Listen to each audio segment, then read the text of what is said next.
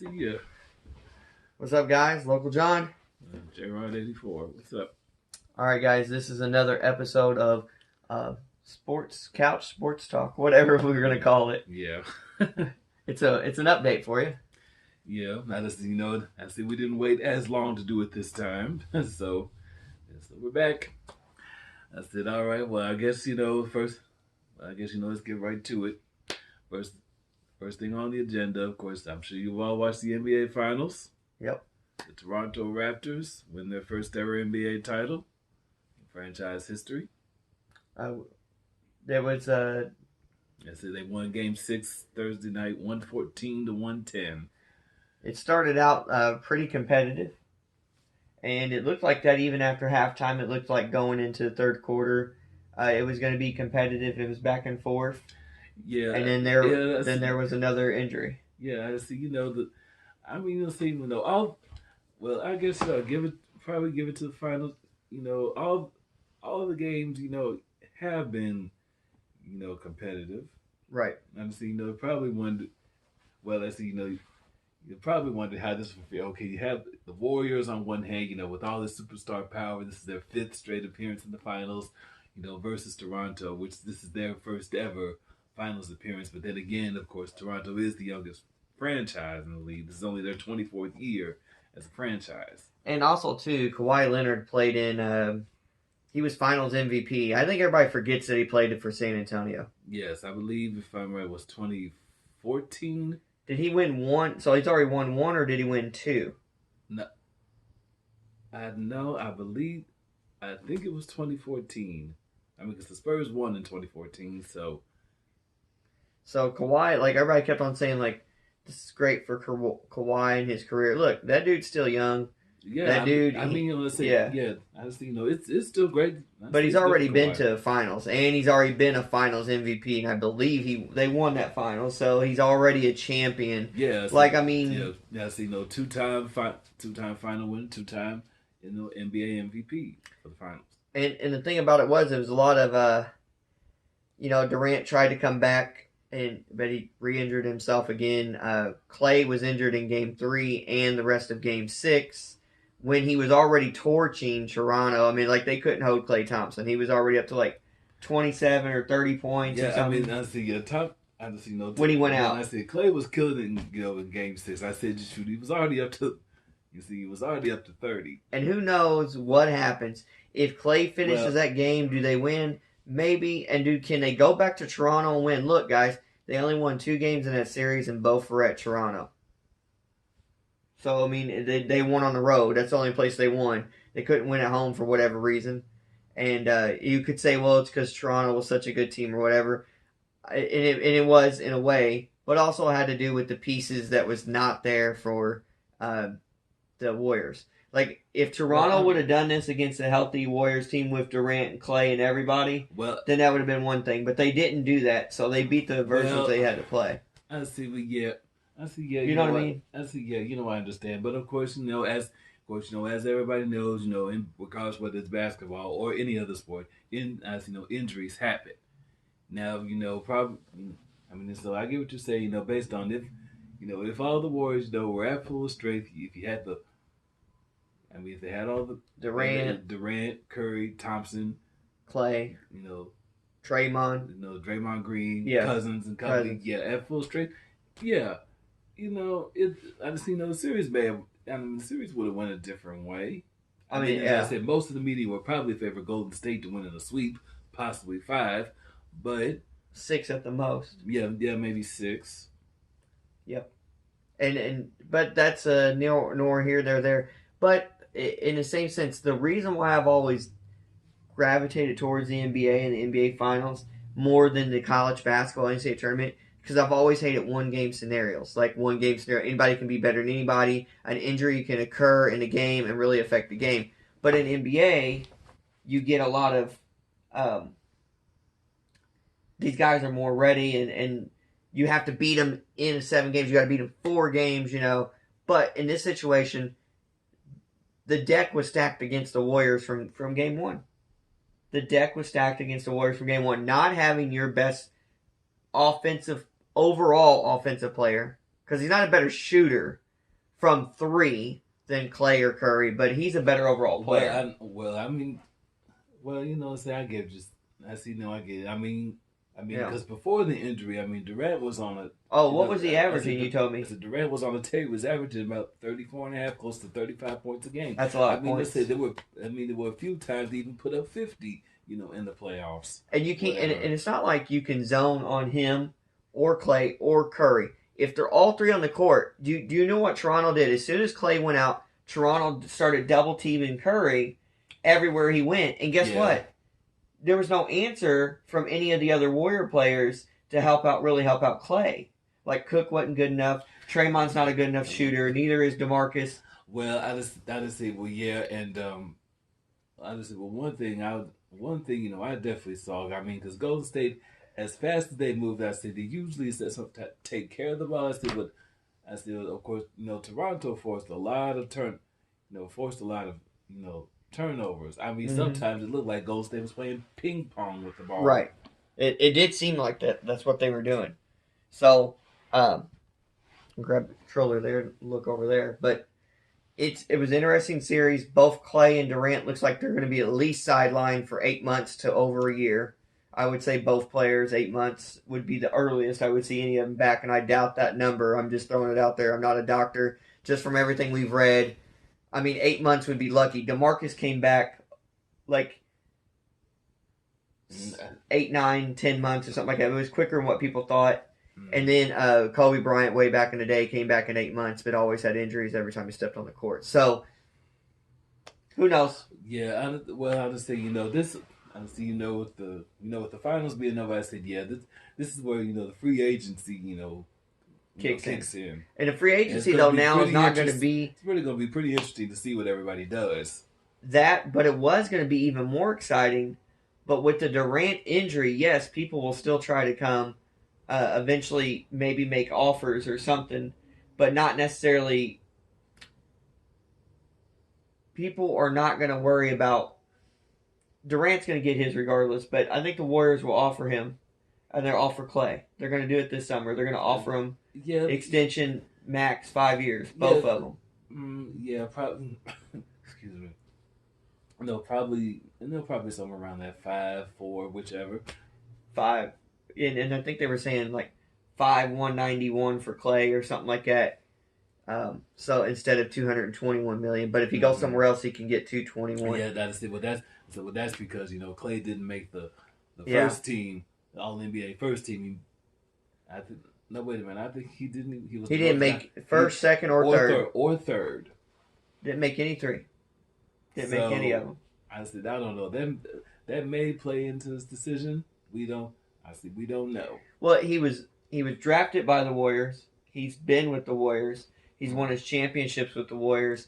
He has a chance to cement a legacy, almost like what Michael did with the Bulls, and like Magic did with the Lakers, like Bird did with the Celtics, and so forth. You just stay with one team forever and build this legacy up of championships and longevity with the team.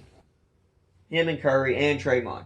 Now Durant, some people say maybe not him necessarily, but he would if Durant would finish his career. Because if he does another 5 years and then he's done, that would put him at like 7 years, wouldn't it be 7? I think so. Yeah, because as soon as he's come, they won 2 in a row when he came. Yeah, that's it. So yeah, I say he's been with Golden State 3 years, two titles, 2 Finals MVPs. Right. So if he stays for another 5, it'll be possibly 8 years. 8 years, possibly maybe 3 or 4 more championships if they got healthy again. Honestly, yeah. And they caught fire, they could win 3 or 4. So that's still a Hall of Fame career somewhere, playing somewhere. 8 years. If you win 4 championships in 8 years, that means you went to the finals and won 50% of the time. Honestly, yeah. That's. That's maybe good enough. To be considered. Like Hall of Fame. And then Draymond and Curry and Draymond, Curry, and Thompson, if they won 4 more out of the next, because we're projecting 5 more years, if they won 3, let's say they won 3 more out of the next 5. Yeah, and I say because Curry already has 3, so that would give him 6, give Draymond 6, and Clay 6. I just see, yeah. I just 5 and 6. Yeah, they could be right up there with MJ. Yep. As far as that goes. The only problem is with anybody who has been trying to compare themselves. Now they did have that 73 win season. Yeah, the 2016 Warriors. But they did not finish it off with a championship. No, unfortunately. If they would have had Kevin Durant, they didn't have Kevin Durant that year. No. If they would have Kevin Durant, they would have won more than 73. They probably would have won almost 80 games. Well, that's somewhere between 75 to 80. Exactly. Possibly. And they would have finished out. They would have won the championship. They would have won the title, and they probably would have been looking at the greatest team of all time. Probably like 5 straight titles. They said, they were probably considering like the modern day version of like what the Celtics Lakers did, back in the 60s and 70s. Yes, I agree. So going forward, free agency should be interesting, but then we also have to worry about new and young talent. When's it coming up? Yes, the upcoming NBA draft, which is coming up this Thursday. So we already know Zion and them. Well, probably by now, for any of you that are following the NBA draft, mock projections, and if you watch the mock special on ESPN, pretty much you should know by now who the top 3 picks are probably going to be. Of course, Zion Williamson will probably be at number 1. John Moran from Murray State probably at 2, and then R.J. Barrett from Duke at 3. The rest is kind of like a toss-up. And also, though, 3 Kentucky players did get invited to the draft room. All 3. Though. All 3. Yeah, Johnson, Hero, Washington. Yeah, there was everyone else came back. And that was another thing we didn't get to mention. I'm glad for them. They came back. Montgomery came back, and so did Richards. So those guys, who I don't know where they go, I don't know where they end up. I'd like to see one of them. I don't know, guys. I'm looking for a new team, or I might stay with my team. I've been a Pistons fan ever since Tayshaun Prince when he did get there. I've been a fan ever since. I watched them go to 2 Eastern Conference Finals. They won an NBA championship. They won the title in 04, and I believe made it to the finals in 05. Lost to San Antonio. Right, and so I watched players come in and out of Detroit lately, and I just can't. I thought the Blake Griffin thing was good at first, and I just think it's a dead-end road. I mean, I just don't know how many people still want to play with Blake Griffin right now. It's not a big demand. We don't have the cap space to go out and do anything either. So, but Luke Kennard's a good basketball player. I hate to say that, he's from Duke, right? Well, yeah. But I like him though. He's a good NBA basketball player. I do like him. DeAndre Drummond's really good, and so is Blake Griffin. So yeah. I don't think we'll get anything else though. Maybe Isaiah Thomas or add him. Maybe so. I mean, you just. Can I switch a team or do I stick with them? So I've been a fan. If we go back to 04, that was 15. I've been a fan for 15 years. Is that long enough? Can you switch? I was a Bulls fan all the way through Michael. Then when he went to Washington, I didn't like the Wizards, but I just liked Michael Jordan. But I really didn't pay attention to the Bulls anymore. And I started liking the Pistons as soon as Tayshaun got there. So I did leave a team before. I used to be a Bulls fan a long time ago, no longer. So can I do that again? Can I be like a player? My contract's up. My loyalty's over. I just say you switch over. But but when I switched to the Pistons, they had a decent year before that, but they weren't on the verge. You know what I mean? No one really thought the Pistons were going to go in there in 04 and 05 and start doing what they were going to do. No. It just kind of happened. I went there because of Tayshaun, not because the Pistons were so great. The Pistons weren't this great team that I jumped on or anything. Yeah, So can I find a team that's like the Pistons back in 04? Who would that team be? Oh, shoot, that's a...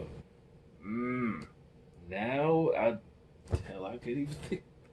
I don't know. If Kyrie and Gordon Hayward stay together, and then someone would come into Boston, Boston could be that type of team. Yeah. But I don't know if I don't know. I don't know. Boston, maybe. I don't know. Maybe Brooklyn. I'm gonna see. It's hard to see.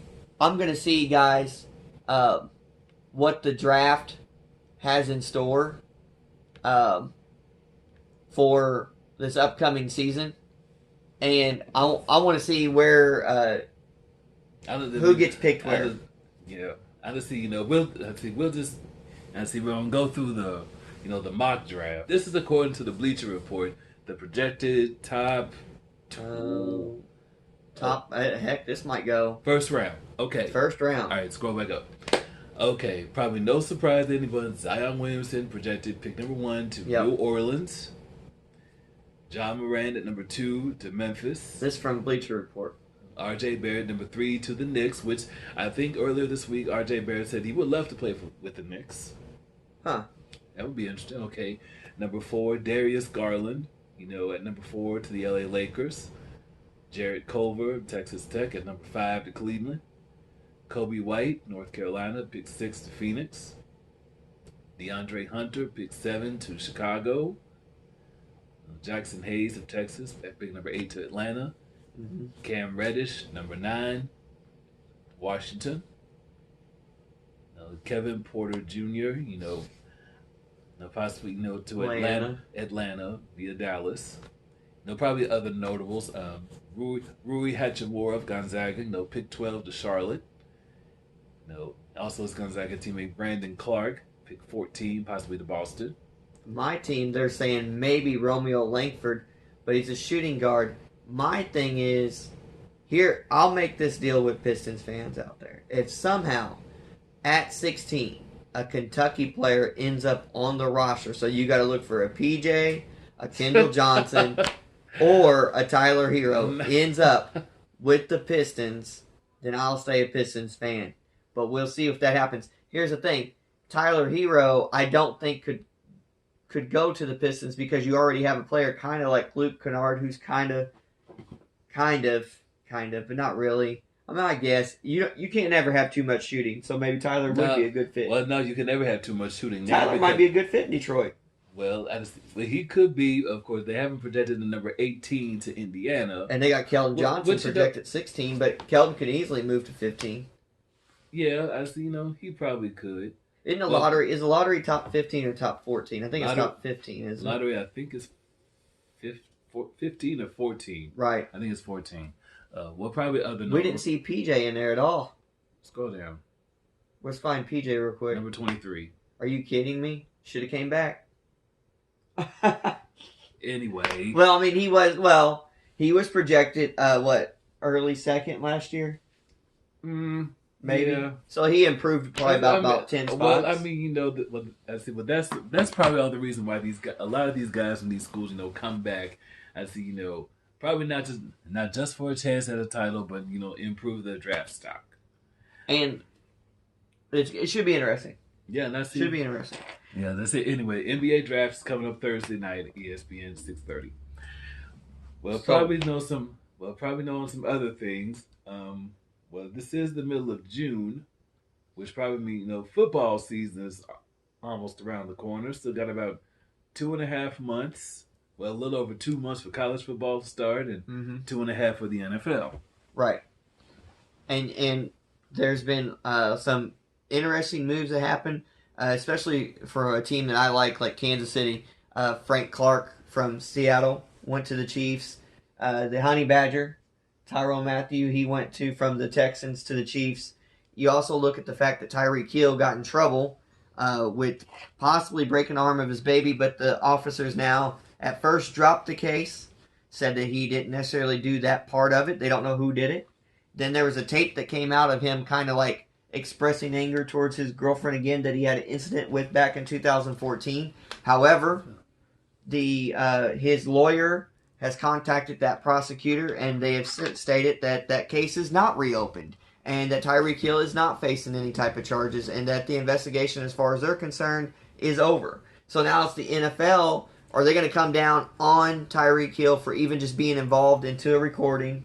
Or are they still going to suspend him? I think if he got no charges, I think you still probably maybe suspend him. You put 6 games on him. He'll appeal it. Let him appeal it down to 3. He'll serve a 3-game suspension. He'll play. Well, that's what I'm thinking. Maybe that will happen. I mean, something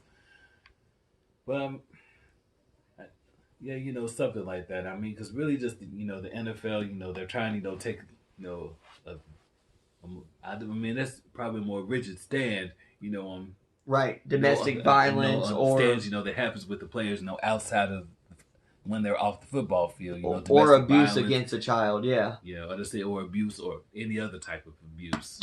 So that would be interesting. That's kind of dilemma for the Chiefs, but I think they'll be fine. I think they'll be fine. Well, honestly, yeah, there hasn't really been a lot of like big moves that have happened in the NFL so far that we know of. I mean, I think Frank Clark would probably be the biggest one. Well, probably, but and Tyrann Mathieu. Those two are probably the biggest ones. Well, probably the more things change in football,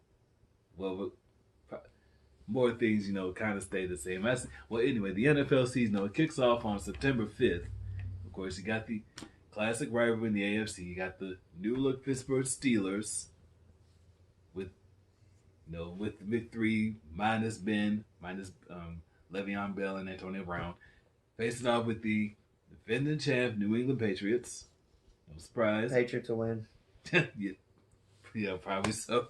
More likely so, especially since number 12 is still at the helm. But I don't think they'll win the AFC. But we'll see about that. I say we'll see. I just see the pro football, like I said, college football is a little over 2 months away. The opening weekend is the end of August.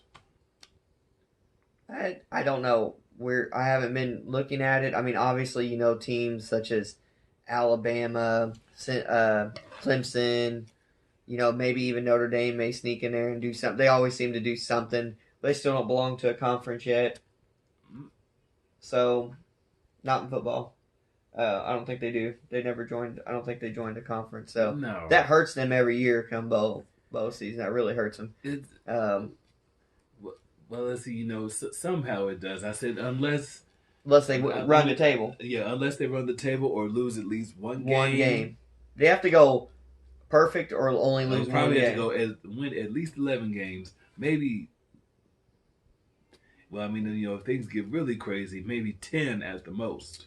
But then again, I mean, you never know. But as far as that, see, the thing about college football, you get these recruits that come in, but you really don't know much about them unless that's all you do is eat, sleep, and breathe college football. So it's not like the pros where you can follow these players for so many years on one team and you get used to who they are. Like when I say Frank Clark or Tyrann Mathieu, everyone out there who watches football should know who those two guys are. Like those are big names.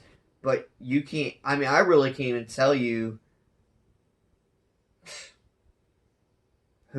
is Alabama got at their quarterback? Are they going to run that Tua Tagovailoa? And then the other one transferred out, right? Jalen Hurts. Yeah, he went to Oklahoma. There you go. So maybe Oklahoma would be good.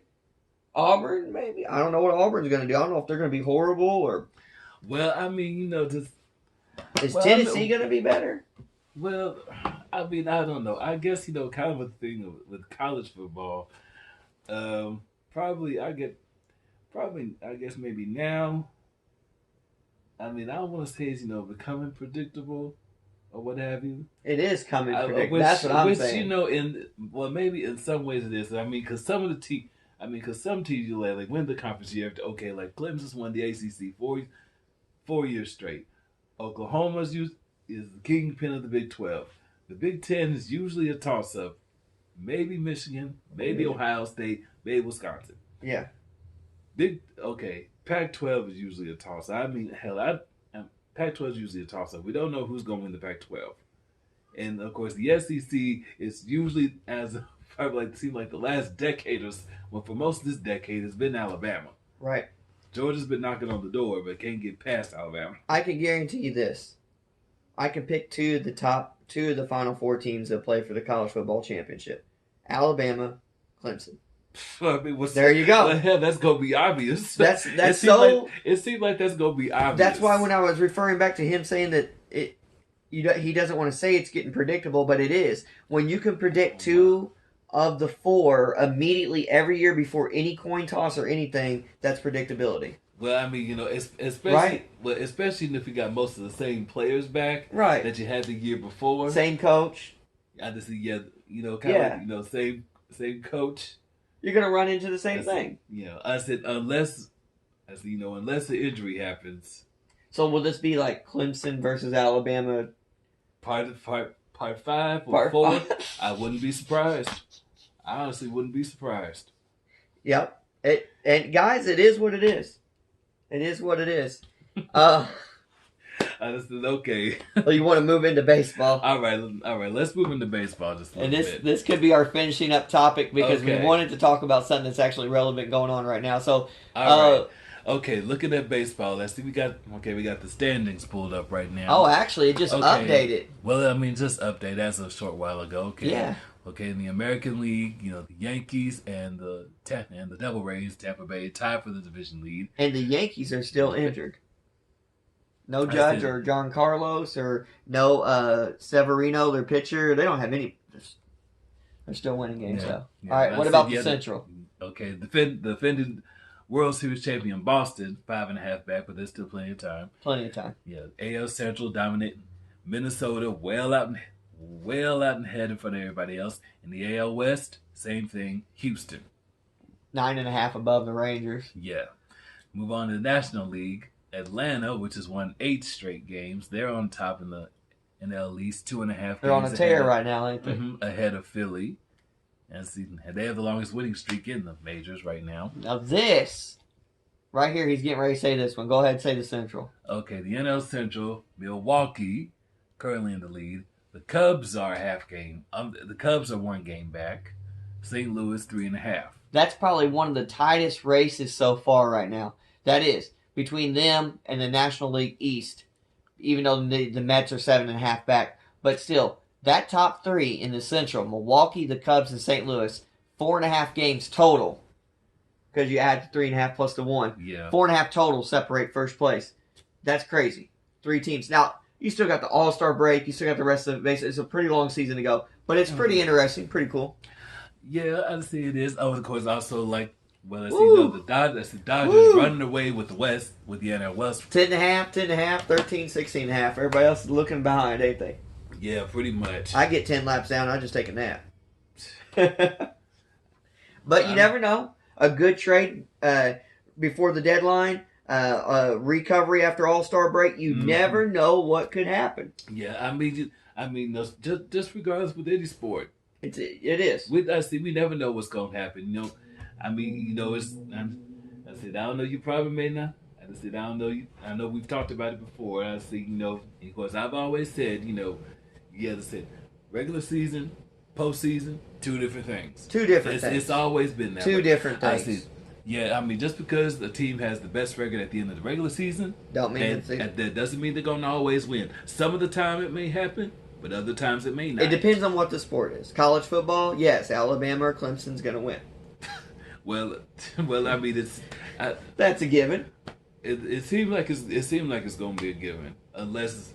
And honestly, college basketball, Kentucky, Duke, North Carolina, or Maybe somebody. maybe like a Kent. No, Maybe Kansas. maybe a Michigan State. Those 5 teams go into the postseason with the best record. One of those 5 teams is probably going to win the championship. Really close. I just see, yeah, they'll probably be favored to win. Favorite to win, and they get close. Damn it, they'll get close. I see, yeah, they'll get close, but probably college basketball is probably the most unpredictable. I mean, Well, how many has Carolina won the last 10 years? 2 or 3? Wait a minute. Okay, the last 10. Duke's won 2. If you count the last 10, I'd probably say 3. 2009, 2017. No, take it back. Rewind. 2. 2009, 2017. So Carolina's got 2. Duke has 2. Kentucky has 1. That's 50%. Okay, Villanova has 2. Yep. UConn has UConn had 2. That's right, UConn. 1, which would be this year, right? Yeah, first time Virginia. So here's the math then. 50% of the time it's unpredictable. It's a 50-50 then. 50% of the time it was a blue blood school that won, and the other 50% of the time, because I don't count Villanova as a blue blood. A lot of people say they are, but I don't. But Villanova won and UConn won. I don't count UConn men as a blue blood. I don't. But anyways, the big boy schools won 50% of the time, and the lesser schools that are almost big boys won the other time. Well, probably not. Well, I probably would say lesser schools. I guess I was a Power 5. I mean, you got ACC, Big East, Big 10, Big 12. No, take it back. Damn it. ACC. Mm-hmm. Well, actually, no, I don't even know why they would call it Power 5. I remember what Power I guess Power 6. ACC, Big East, Big 10, Big 12, Pac 12, SEC. That's 6. Those are like the 6 main ones. I don't count Pac-12 really much into this. What's your best teams over for the Pac-12? Was it UCLA? Well, I mean, the Pac-12, is kind of okay. Let's take them out. Who's their best team in the Pac-12? The Pac-12's been unpredictable, been the most unpredictable of those conferences for a few years. Last couple of years. I don't know who in the world's going to win. But I mean, as far as like if you had to put your money on one horse out of those teams to win the NCAA tournament for you, who's the best team for? And the only team I'm really familiar with is Stanford in the Pac-12. Yes. They're garbage. Is UCLA in the Pac-12? Yes. Garbage. Like I'm just saying, like that's a dumpster fire. That's a dumpster fire of teams. They're junk. Is Oregon in? No, Oregon's not in Pac-12, are they? Yes, they are. Okay, they're dumpster too. The only good thing about them is their jerseys and their court. It's pathetic. They're garbage. So let's take them out. That's why it's still the Power 5. They just Pac-12's not invited. You said that, not me. So I said, no, he said that. I said, well, anyway, guys, I know we probably been talking for like 25 minutes. We did. We said we weren't. 25 minutes or so. But as y'all know, this is how we are when we talk. So, but anyways, it's been good getting back. We'll see after the draft. We'll be back again. Yeah. After the draft, we'll be back again. Yes, we will. And then after a couple more weeks of baseball, we'll definitely be back because it's going to get interesting after the All-Star break, especially with teams that get healthier again. See what happens. Yeah, absolutely. I just said, all right, so guys, don't forget to like, subscribe, comment, and share. And until then, guys, we'll see you. Be safe. Have fun with sports. Later. All right. See you guys.